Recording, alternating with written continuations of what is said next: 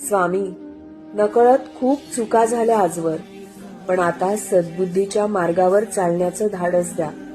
प्रत्येक मार्गात अडचणी आल्या, पण त्या प्रत्येक अडचणीत तुम्ही साथ दिलीत.